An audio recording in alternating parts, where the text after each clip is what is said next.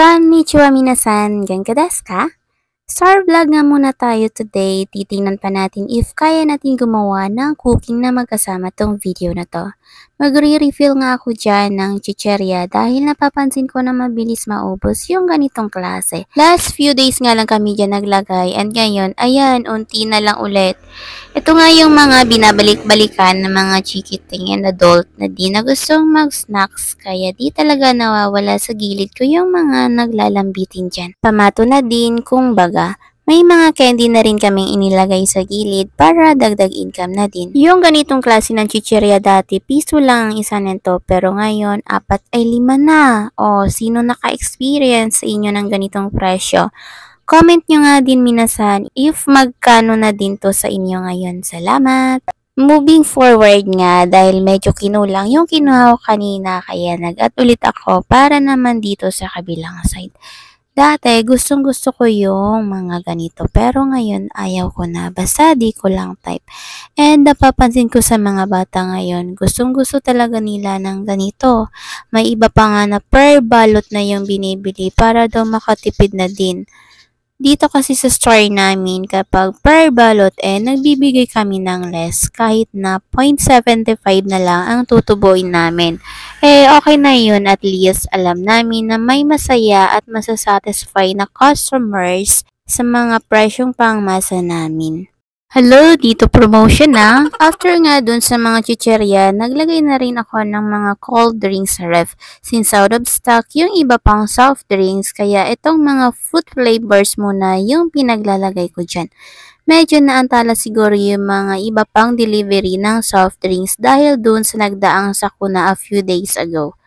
Habang ako nga ay naglalagay dyan, may pailan-ilan na rin na namimili kaya medyo patigil-tigil muna yung ating pag-video kasi nakatingin sila sa akin, ano na naman daw ang ginagawa ko.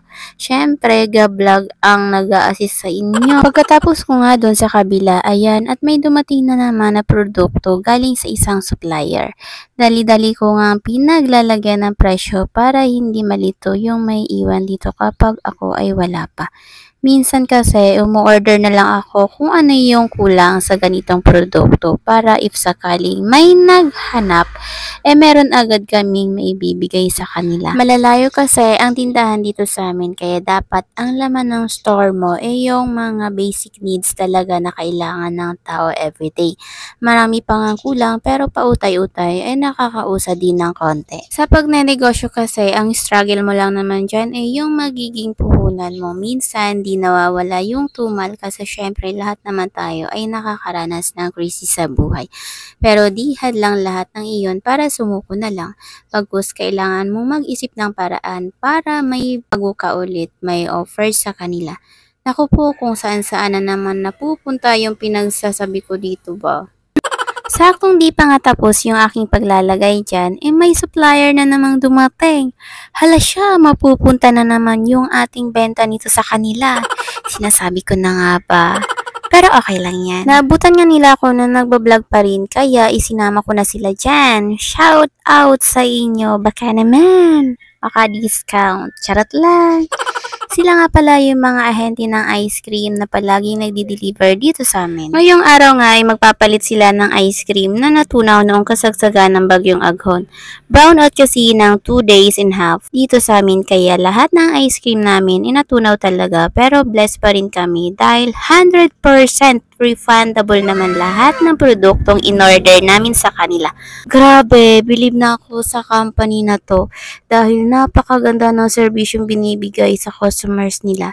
Lahat nga ng laman ng freezer ay binilang at sinet aside muna sa box para dalhin ulit nila and then the next week nga dala-dala na nila yung kapalit na ice cream. Sa ibang customer namin dyan na naghahanap pa, limited muna yung benta namin ng ice cream this week. Dahil the next week pa talaga makukompleto yung iba pa. So yun lang for today's video minasan. Thank you for watching. See you on my next one. Jane!